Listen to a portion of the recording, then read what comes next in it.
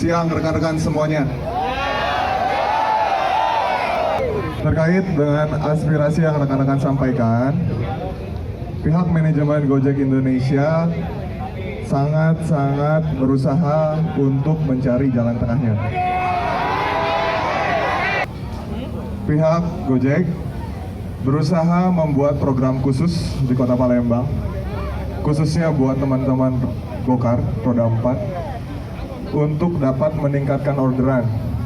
Sesuai dengan apa yang kita mintakan kemarin, yang kita keluhkan, masalah kebijakan yang diambil oleh PT GI itu tanpa ada namanya komunikasi kepada kita. Nggak usah program, tapi uang anggaran program dijadikan insentif kalau lo cerdas. Satu hal ya.